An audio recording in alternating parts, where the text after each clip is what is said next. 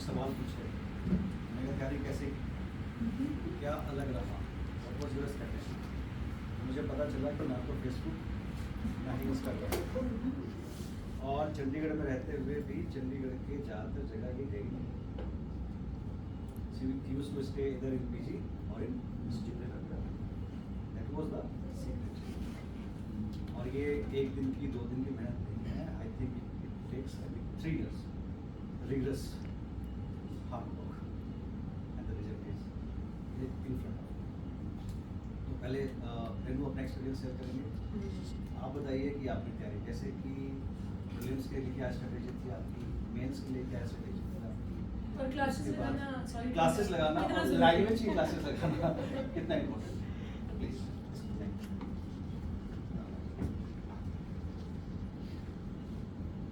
Hello everyone.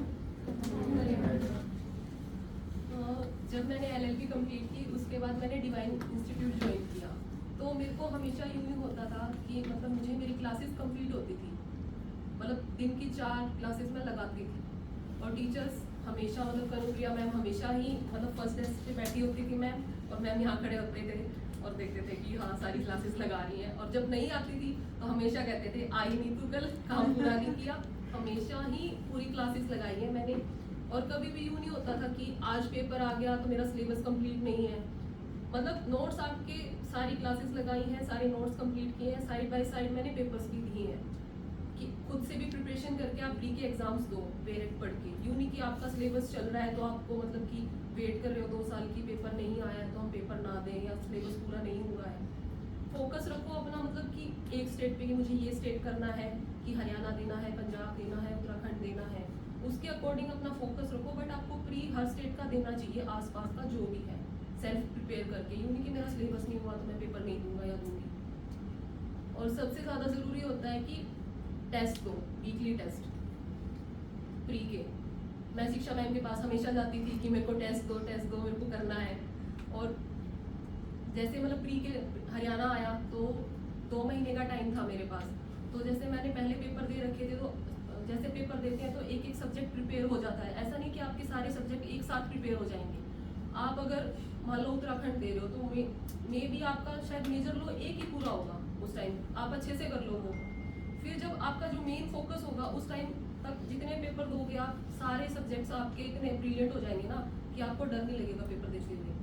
तो मैंने pre के लिए तो बेरेक्ट्स ही पढ़े हैं, और उसके बाद मतलब साथ में नोट्स पढ़े हैं। बेसिक्स कंसेप्ट्स आपके क्लास में ही कवर अप हो जाते हैं, उनको साथ रिवाइज करो। बेरेक्ट्स और एमसीक्यू सॉल्व किए हैं, और जितने भी पीवाईक्यूज होते हैं हरियाणा एंड पंजाब के, हरियाणा के लिए मैंने। और मेंस के लिए मैडम हमेशा ही आंसर राइटिंग लिख के दो, आंसर राइटिंग लिख के दो, पीछे ही पड़े रहते थे कभी भी आपको भी कहते होंगे भी ये करो वो करो, तो मैम हमेशा ही जो कहते हैं वो सही कहते हैं। तो मेंस के लिए आंसर राइटिंग जितनी करोगे उतना अच्छा है आपके लिए। कंसेप्ट क्लैरिटी होनी चाहिए। और हरियाणा के लिए बेसिकली इस बार पेपर ही प्रिपोजिशनल था, तो उसके लिए सबसे ज़्यादा मतलब मैटर करता है कि पैटर्न क्या है, कि फैक्ट्स, फिर इश्यूज, फिर लॉ क्या है, उसका केस पता होना चाहिए आपको, लेटेस्ट केसेस पता होने चाहिए, एनालिसिस सबसे ज़्यादा ज़रूरी होता है। तो वो चीज़ें मतलब कुछ बच्चे होते हैं कि प्रिपोजिशन में आप लिख के नहीं आते हो फैक्ट्स, कि हम फैक्ट्स छोड़ देते हैं कि इतना लंबा पेपर कैसे अटेम्प्ट करेंगे। तो आप स्पीड बढ़ाओ अपनी, फैक्ट्स हर क्वेश्चन के लिख के आने चाहिए, 2 लाइन में लिख के ऊपर लिख के आने होते हैं। बाकी इंटरव्यू के लिए तो कुछ सिलेबस होता नहीं है, वो 99% आपकी मेहनत है, 1% लक है, वो तो कुछ भी पूछ सकते हैं।